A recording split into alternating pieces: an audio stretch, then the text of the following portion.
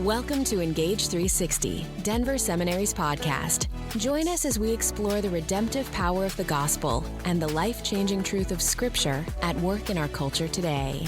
Friends, welcome to Engage360. This is Denver Seminary's podcast, and we are very glad that you've chosen to spend some time with us.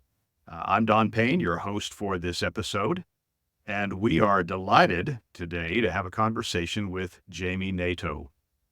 Jamie is an author, a speaker, a blogger, a serial entrepreneur, a coffee shop owner, a pickle farmer, and a black belt in cornhole. There's nothing else to say after that. I mean, you pretty well, much know all there is that's worth knowing about you. all that's worth knowing. You know. So I have yet to see any empirical evidence of those last two claims, the pickle farmer and the black belt in cornhole, but those are the claims, and so I'll let them stand, with or without evidence. I hope I get to see you in a couple weeks, and I hope to destroy you in cornhole. Okay, well, as long as you bring pickles, then that might be allowed. But we'll see. So in 2023, Jamie released her book, This Must Be the Place: Following the Breadcrumbs of Your Past to Discover Your Purpose Today. This was put out by Bethany House. So as we start talking about this, Jamie, give us your elevator speech of what the book is about. And then I want to know why you wrote it and who you wrote it for. But what's the elevator speech? Well, I think I noticed that I got a little bit lost along the way in my own identity as I'm a mom and I'm a wife, and that's who I am. Of course, I'm a believer, but I really got stuck in that as my identity. And I didn't have much else to, like, even hobbies, or I kind of went all in on mothering and wifing. And I think because the faith space that I was in said, this is where you go all in, and you are nothing else but these things. And so I really believed that. And I got lost. Along the way because, heartache comes into your life when it wants to. And so there's a piece of my story that involves infidelity. And I thought, okay, I'm getting a divorce. I must not be a good wife. I'm so embarrassed. So if I'm not a good wife and probably not a good mom because I'm so sad right now, then who am I? I mean, it really flipped my world upside down. So you're like, give us an elevator pitch. I'm like, should we talk about infidelity?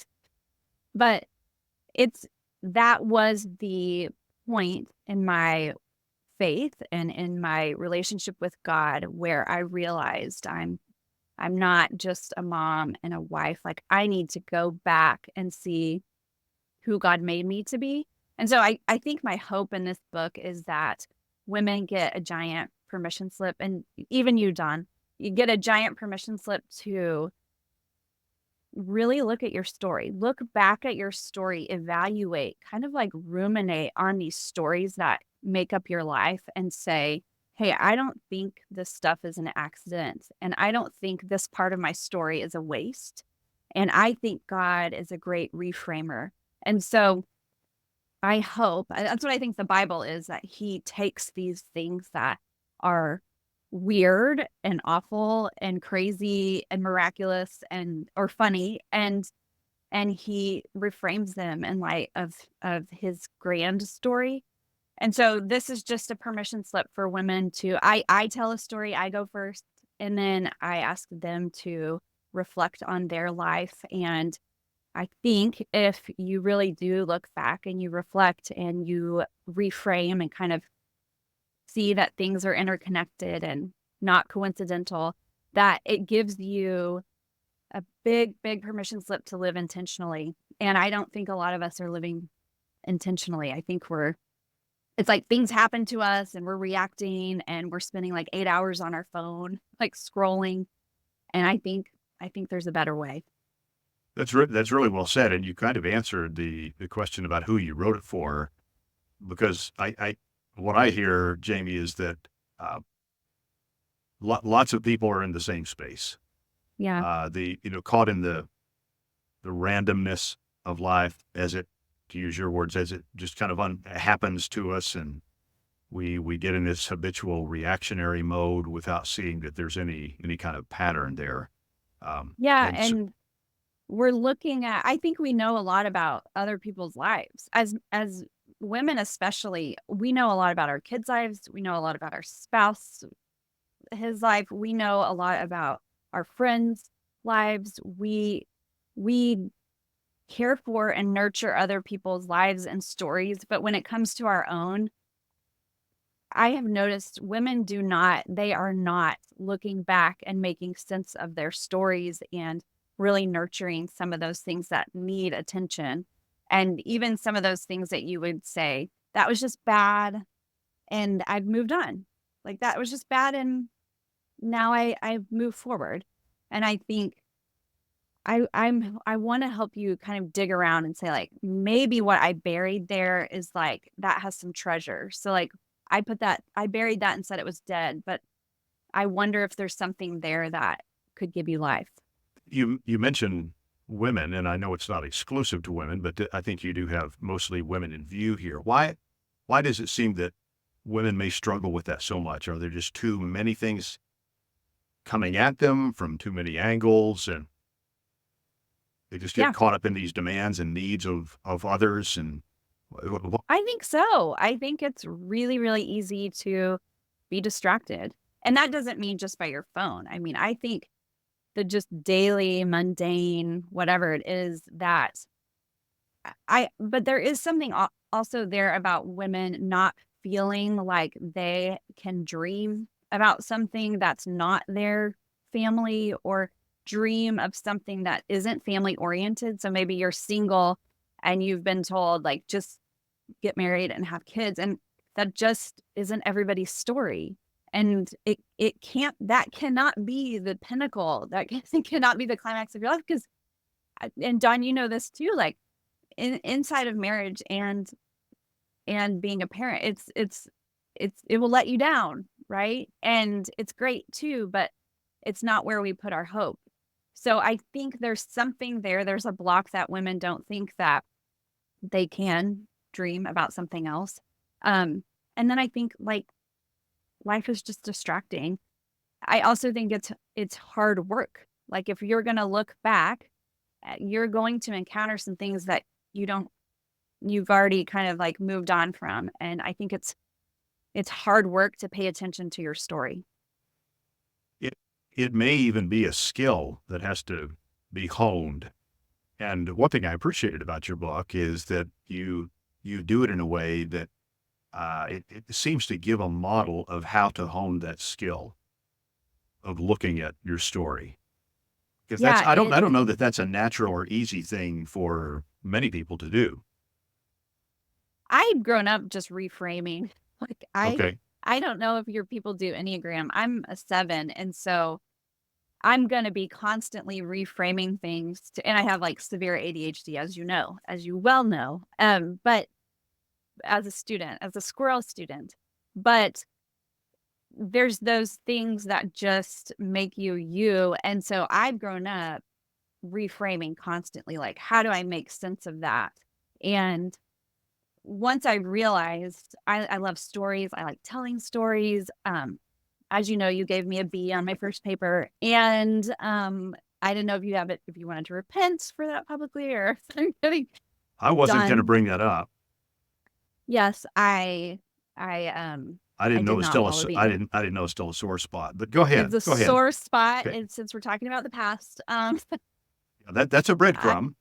it's a breadcrumb of me not following instructions. And you're like real entertaining. You also did not follow instructions, but lesson learned.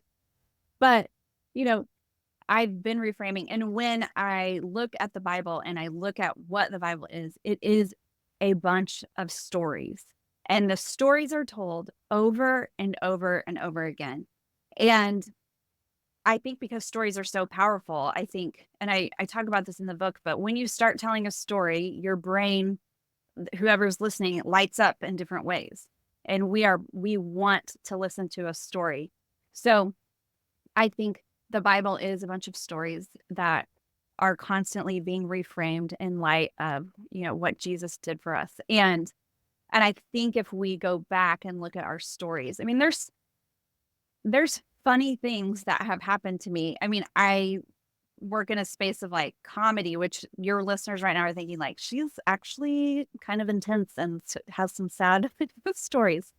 But I work in like, funny space. And I think even that, when I look back on why I love humor and why I love laughing and how that came to be, it makes sense. Like with my childhood and growing up poor, and you don't have a lot of resources. So you're making entertainment, like, so I think all of those things come together and make sense. And the point is that you reframe them in light of like who God is.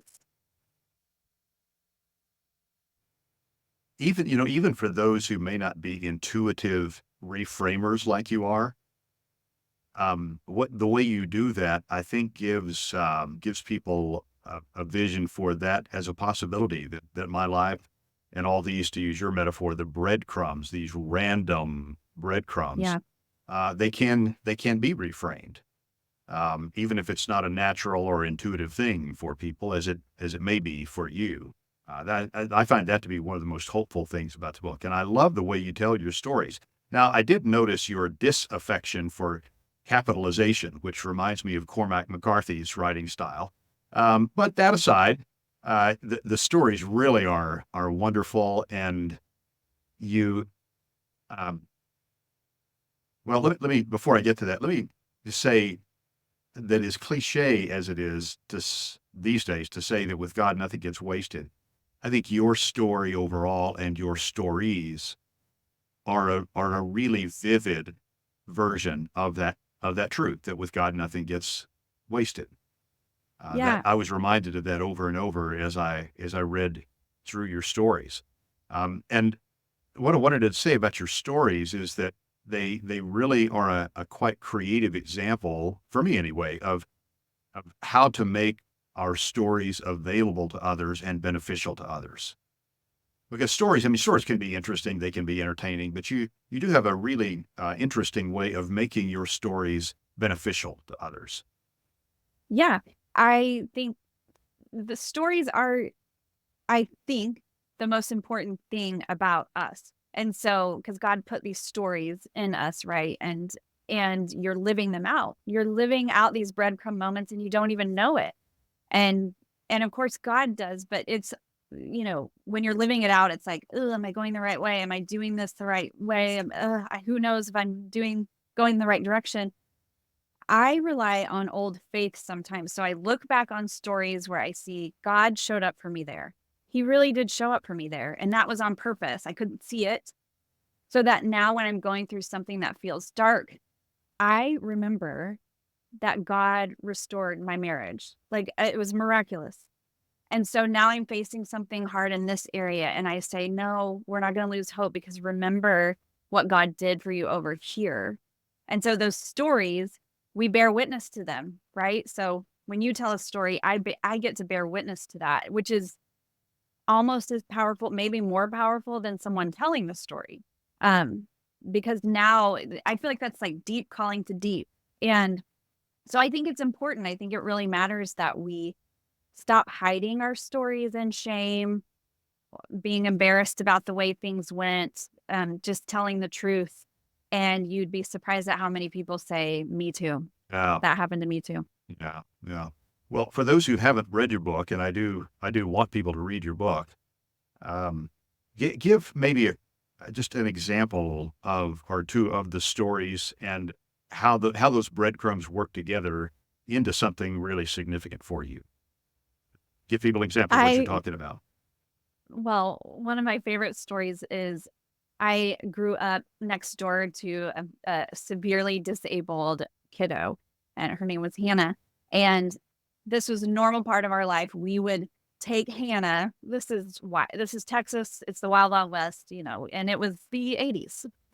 But we would take Hannah out of her wheelchair and we would put her in what we called the bucket, which was a bucket with wheels. and we would wheel her around the neighborhood, just going on adventures with Hannah.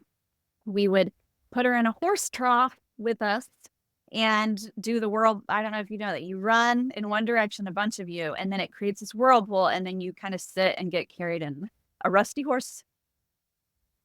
And I have an incredible immune system. Okay. You must by now.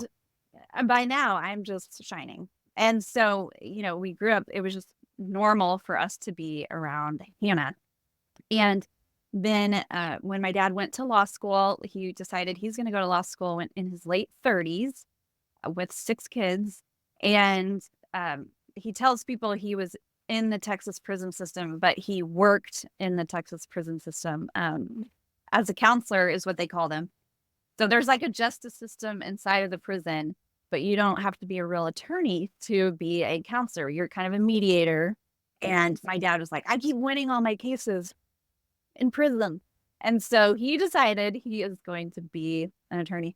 Well, he goes to law school and he sits in the front row with Clay, and Clay is blind. He has, he can hardly hear. So he has these big, like, hearing aids in, and he has glass eyeballs. And ask me how I know, because my dad would bring Clay over and for dinner, and Clay was like Rain Man. And so this is before we had Google, but I had reports to do. Okay. And so I would say, Clay, he had this memory.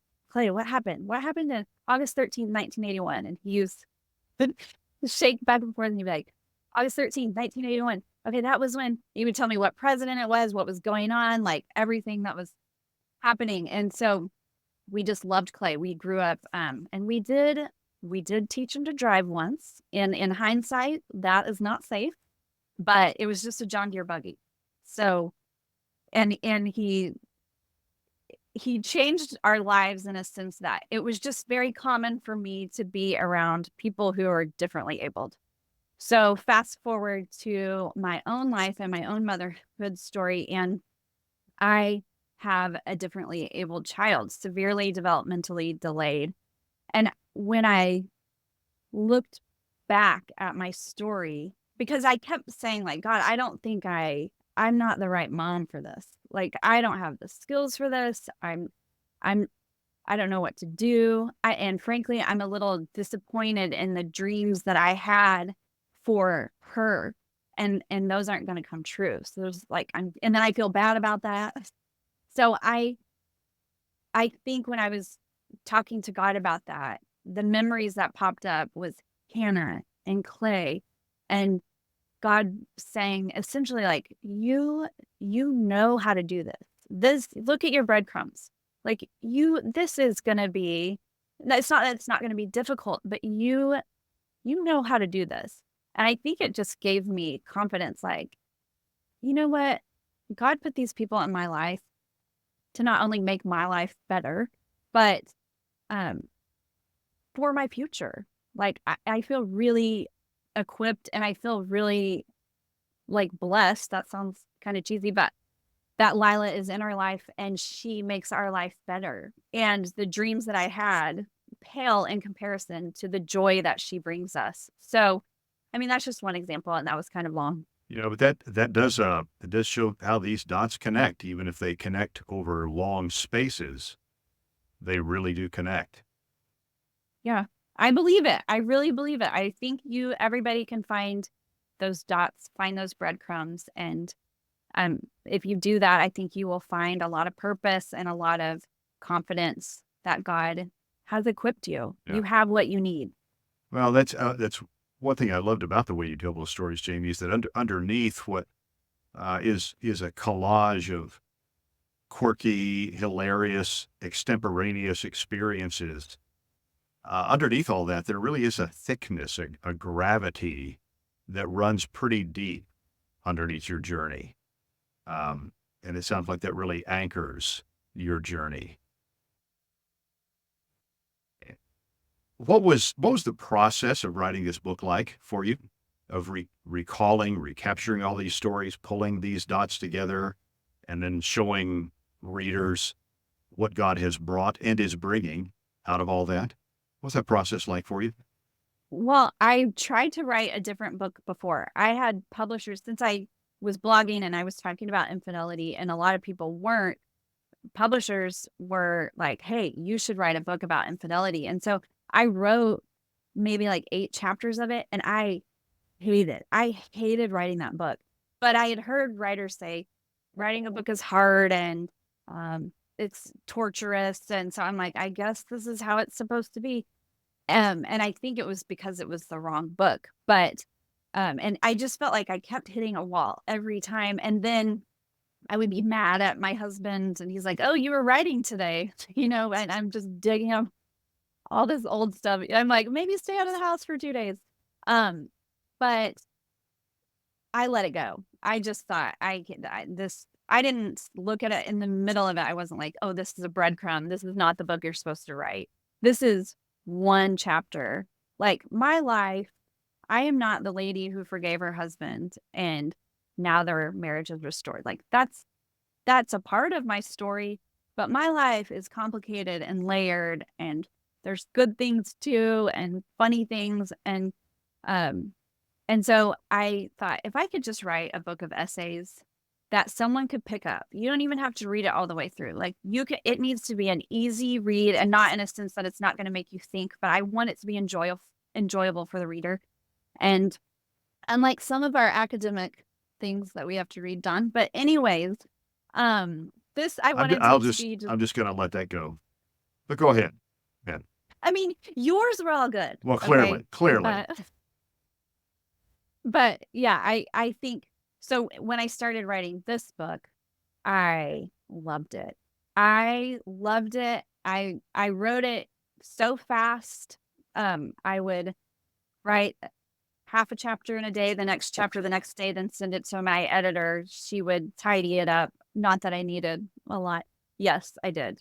But you know what? Breadcrumb moment, Dawn.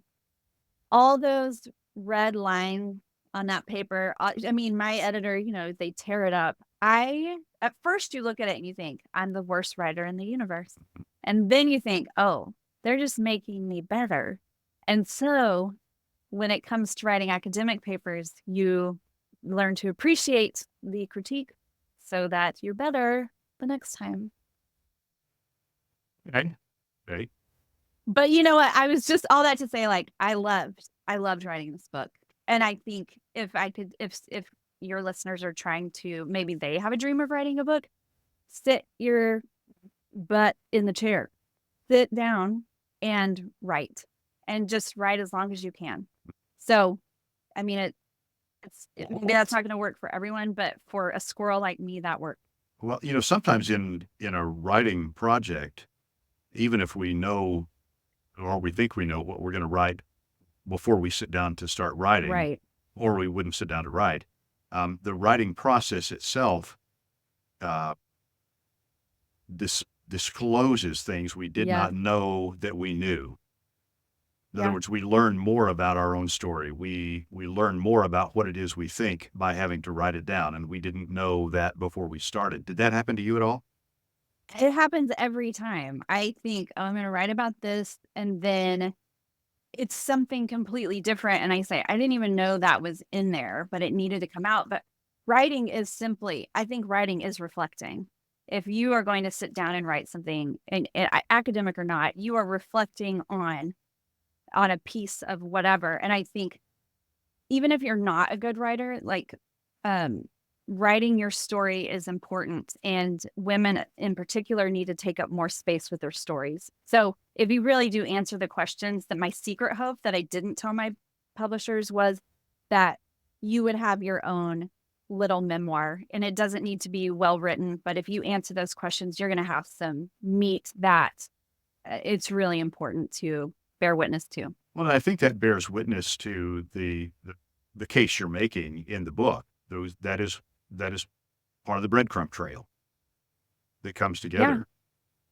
Yeah. Jamie, even though you did not intend this to be a theologically academic book, I was, and I can't help doing this, I was paying attention to the theological underpinnings of what you were doing. And I picked up on some really good theology that was was driving this from underneath. Can I tell you what I appreciated theologically about your book? I will take any compliment about theosophy for that. So, Well, here's what I picked up on from your book, that even if God is not mechanically orchestrating all the moves and the pieces of our lives, God is present to us, and God is present to yeah, those pieces in ways that make patterns and meaning out of them. yes, Um, I think that's what I heard you saying. I think also you're helping people see the more factor in their lives, um, helping us not buy into these reductionistic myths of our culture that there's more involved behind and in the seemingly benign or pedestrian pieces of our yeah, lives, because God is always creating. right. God did not simply create things and set them in motion and let them go. God is always creating. And we, in our own small, finite way, we get to participate in his ongoing creative process by picking up on the more factor. Yeah, I and love that. it's like you're saying more. Even when you think he's done, like even when I think I'm healed, like say in my marriage, I think, oh, I've really done the work to heal and God's done this miracle. Every year, God finds something that Uh, I've tucked away in my heart, and he says, and now we're going to heal this little tiny thing. Another And little I'm like, layer. what are you like that you care about that detail that I just was like, oh, that doesn't matter.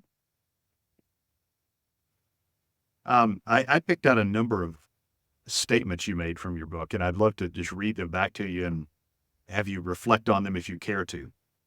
On page 10, and I love the way you said this. When you pair a unique empathy with a unique gifting, you find your calling. Yeah. I 100% believe that. And Well, you that could is, because you said it. I hope you I'm do like, believe. that is That so sounds like you, wise. doesn't it? That is brilliant. No, I I really it's one of my favorite sentences in the book. It matters so much. So when you take I think empathies come a lot out of like heartache. I think your heart aches for something, either because you've experienced this in some way, or maybe God has just given you the gift of like unique empathy for a certain something. But man, pairing that with your gifts is a rocket ship. And I wish that we would pay attention to our empathies a little bit more because of that. Mm, I love that. Here's the second quote that I picked out that I want to read back to you, though I'll preface it by saying that in my theology classes, I have often said to students, and I need to say to listeners, I say this tongue in cheek, okay, so nobody's heresy bells go off. I do believe in the omnipotence of God, but I do think there's one tongue in cheek. Well, there's one thing God cannot do, and that's draw a straight line. And you pick It's up the on that. truth. Yeah, I thought I was pretty witty in that, but then I've realized, oh, you said this too. A straight line would not allow us to see our need for God's mercy and his tender guidance as we brave our tenuous journey. Say more about And it's that. also really, really boring to have a straight line. Like, Yeah. I talk about if there's a movie and it was like, look, she was born and then she crushed it. That is the worst movie of all time. No one would want to listen to that. There's something in us that I really think it calls back to eternity, which says like you can overcome this. Like it seems dead, and then we're gonna get life. It seems like there's no way out of this, and then God breaks through. I think we're always looking for the underdog. I think that's just eternally in us in that very not straight line. You have a great line when you're talking about your daughter. You call her a doctor who fixes my broken perspective and a teacher who teaches me a better way to love and accept and dream. That kind of makes me teary, but and I like to cry in every class. You love that a lot. I I it is I thought I'm going to teach this child how to survive in this weird world, and I'm going to protect her, and I'm just going to make her life, as good as it can be. I was just so wrong. I'm so blown away by how she joyfully teaches me that there's a different way and it doesn't look like my way. Like right now, she's outside with these huge headphones on, yodeling. She has discovered yodeling. And so she goes in our front yard and scream yodel. And she's 15 and she's dancing while she's doing it too. But wild Good for abandon, her. just doesn't care. And I'm looking at her like, I could use a little bit of that. Not yodeling. I don't But the abandon. think we should, but the wild abandonment, but no, without the yodeling. Okay, last quote. Now, this one's just a little bit longer, but it's from toward the end of your book. You say, "It doesn't matter how much personal development I might do, how much I mature and age, how much I think I'm relying on Christ. On this side of heaven, I will continually have opportunities to find my way back to Him.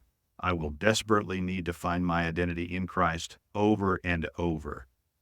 Now, Jamie, I found that curiously liberating personally, especially that last part that we have to keep finding our identity in Christ over and over. Um, Tell me why I find that so liberating, if you can.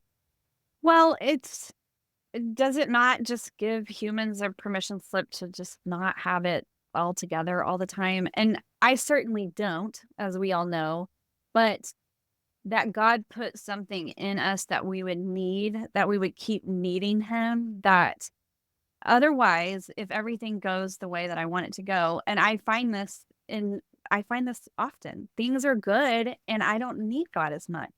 And what I'm missing out in that, in not, suffering or in hardship, what I'm missing out is His nearness, in a sense of God is near to the brokenhearted.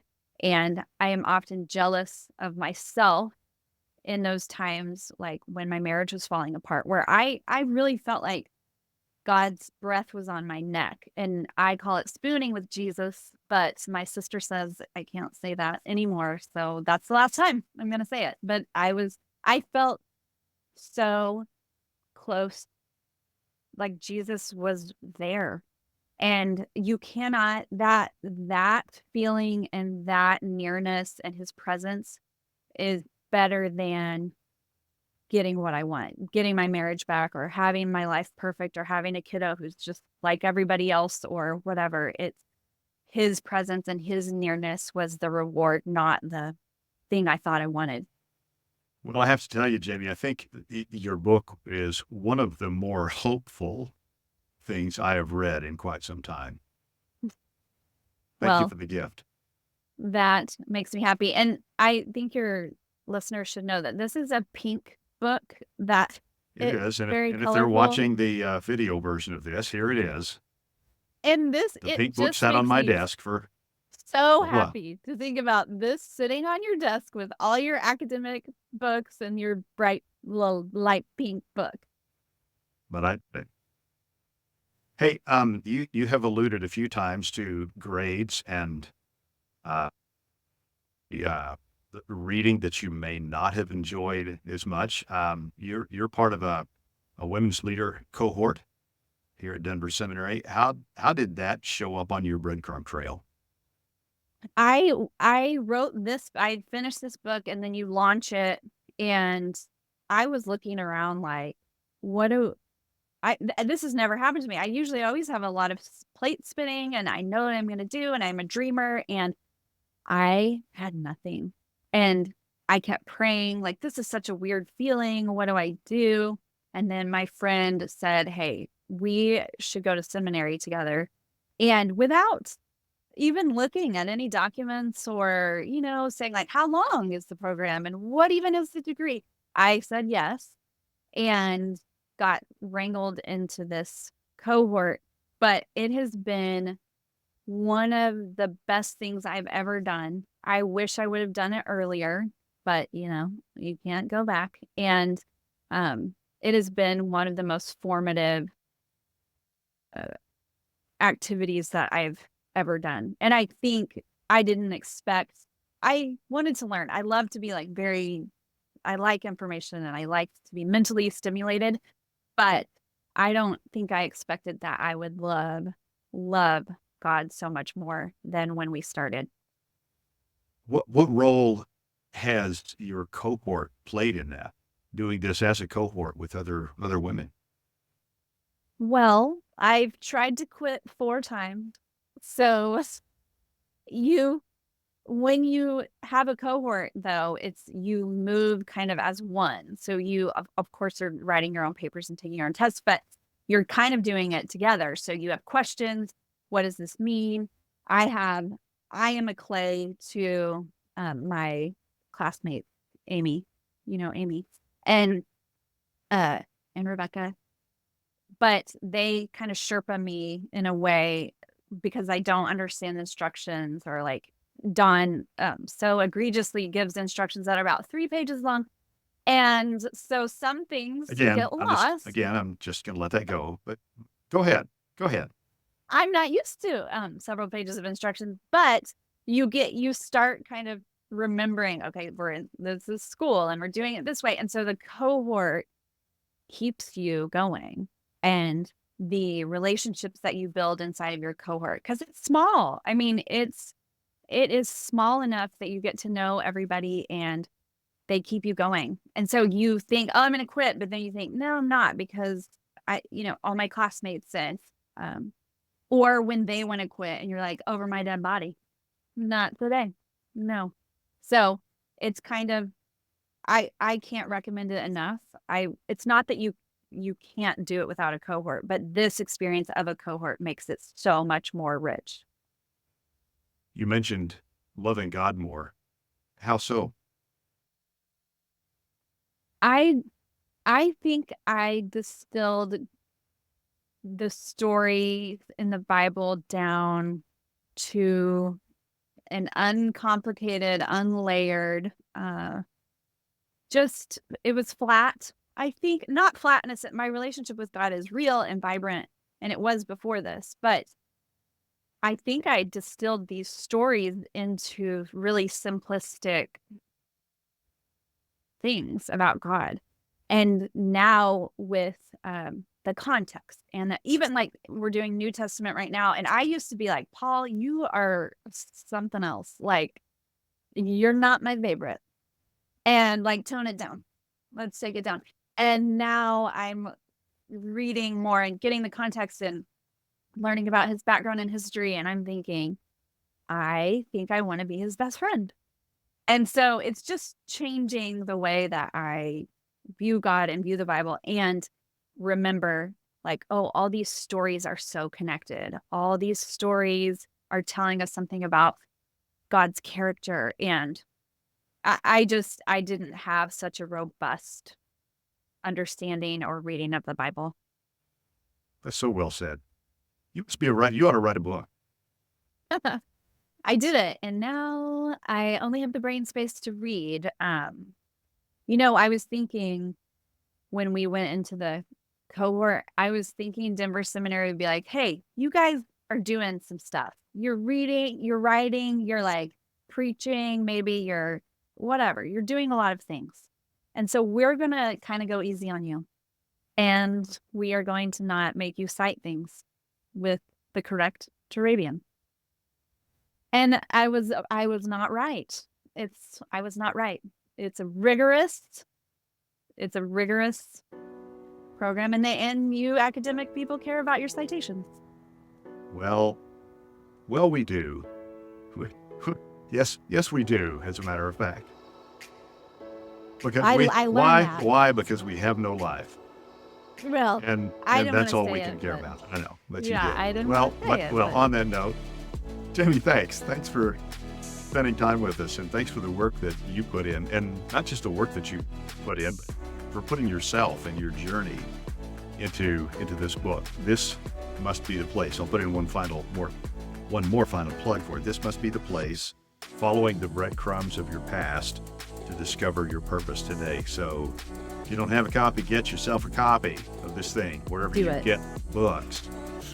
Jamie, thanks. Thank you for Good to having see me. you. This was fun. Friends, we're grateful to you as well for spending time with us. And if you get the chance, please leave us a rating or a review wherever you happen to listen to podcasts. And if you have any questions or comments, you can send those to us at podcast@denverseminary.edu. And you can also visit our website, denverseminary.edu, for more information, resources about Denver Seminary, advanced degree programs, and all the other episodes of Engage360, including full transcripts if you would like those. We're grateful for your interest, for your support, for your prayers, and hope you'll check back with us again very soon. So until then, may the Lord bless you and keep you. Take care.